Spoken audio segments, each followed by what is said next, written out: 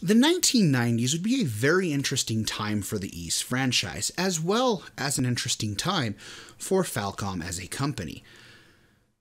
Many key members from Falcom would go on to leave the company and go off and create the studio Quintet.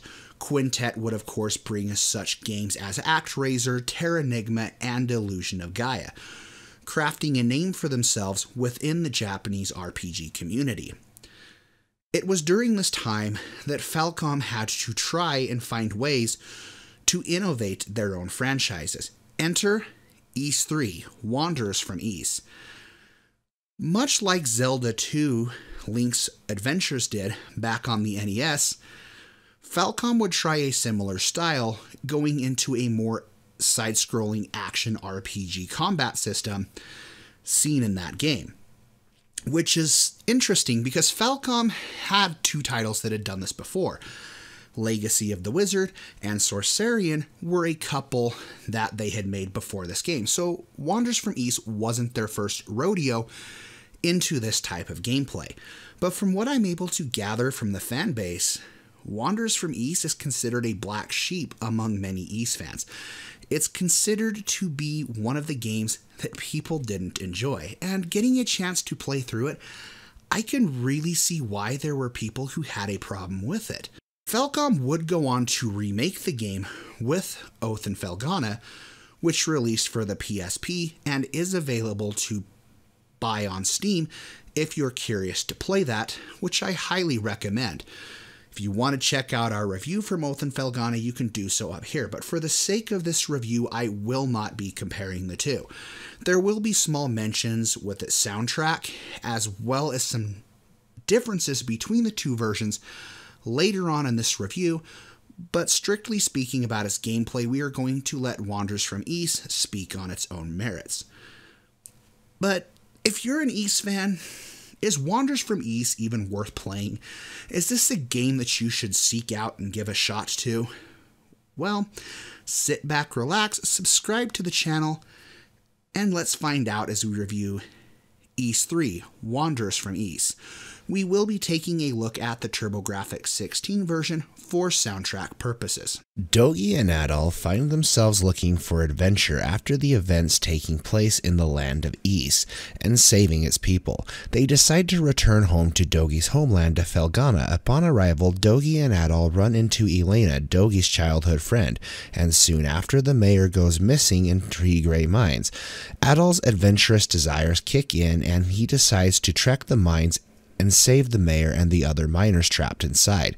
It is here we will uncover the dark plot behind Valestine Castle and find out what King Maguire is plotting. Being an older Ys game, there isn't a lot of focus on character development or focus on characters for that matter at all, as the earlier stories were always focused around the adventure and the characters are but a vessel to explore. The combat, while not terrible, isn't exactly great. It's definitely playable and serviceable for what the game was trying to go for, don't get me wrong, but I vastly prefer the bump combat introduced in Ys 1 and 2. I think this really boils down to a lot, and we'll get into execution and how some of the combat I feel holds back the game in just a little bit, but I also think that this just takes away from the exploration, something that I have vastly enjoyed from the Ys series over my entire playthrough. Even Ys books 1 and 2 had some sort of exploration to them. This is just a linear path where you go back and forth, and there's not really a whole lot to explore. You'll be able to attack left and right and up. Jumping and pressing down while attacking will let you do a downward thrust. You'll also be able to crawl and attack in this position to deal damage to those pesky enemies too low for normal attacks. One compliment I will give the combat is being able to keep its fast-paced feel the bump combat had before it. This game makes leveling up feel faster and keeps the game's pace moving like you'd expect an Ys game too. I feared moving into a 3D action side-scroller would take away from this, but I'm glad it didn't. The combat feels responsive but doesn't hold the same excitement as books Ys 1 and 2. I also found it just too easy. This is a side effect of Ys games in general. Being able to increase 1 or 2 levels can give you a significant advantage over the enemies. Your enemy moves in a pattern, and figuring out the pattern will help you out.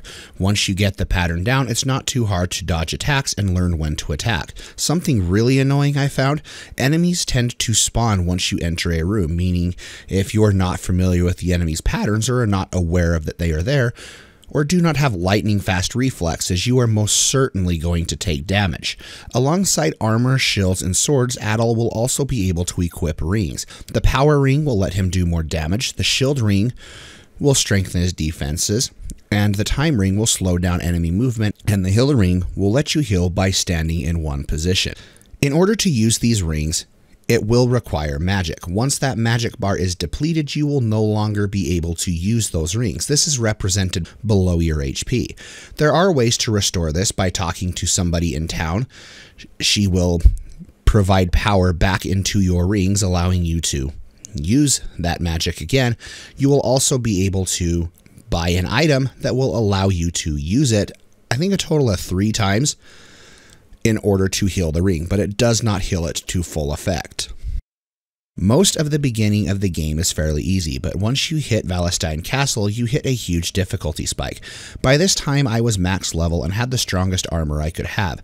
The game isn't hard because it gets harder per se, it becomes harder because of the limited resources, being you can only carry 1 item of each and you'll deplete your magic fairly quickly using the healing ring.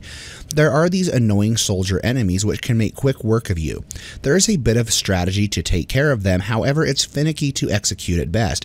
Even after hitting the final dungeon, it's a bit unfair in terms of resources.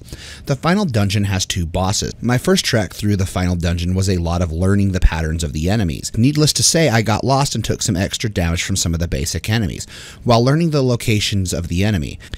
I made my way to the first boss of the dungeon using up all of my healing items, and I was low on magic. I made my way to the final boss and went back to town, going back to replenish my supplies. Upon returning, I had to fight the first boss yet again, making me quite frustrated.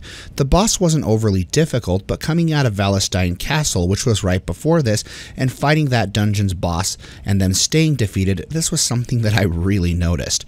Alright, let's talk about the music. Like Falcom games always do, they deliver in spades. The PC Engine CD soundtrack is stellar as always. The Boy Who Had Wings, Ilburn Runes, A Searing Struggle are all songs that stand out. I need to mention as well that Othon Felgana remasters these songs, and I honestly like the remake version just as much, if not more. Both are excellent soundtracks, and unlike so many games, Othon Felgana understood what it took to bring these songs to a remastered modern era without compromising what made the originals great. The beats, the rhythm, the execution of memorable parts are all there. Both are amazing and worth time listening to. Overall, Wanderers from Ys isn't a bad game, but I wouldn't exactly say it's amazing either.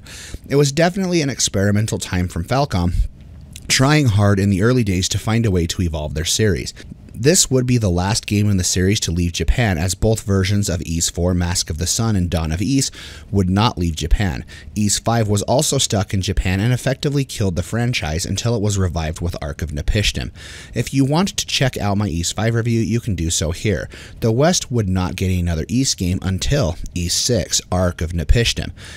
If you were to ask me if I would recommend playing Wanderers from Ys, not really. Unless you're like me and have a curiosity to see how the series has evolved over time, there isn't much this game can offer.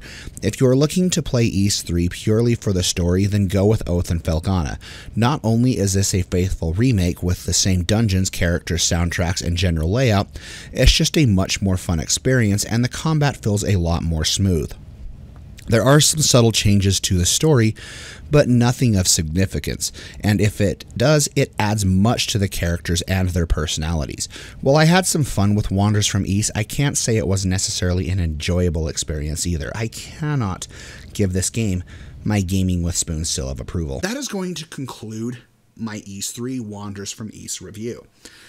As it stands of the making of this review, we only have 3 more Ys games to take a look at on the channel.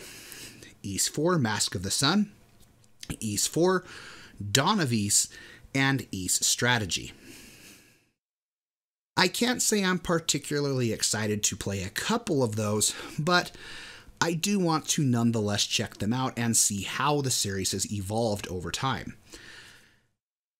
So we will be playing those sometime in the future on the channel.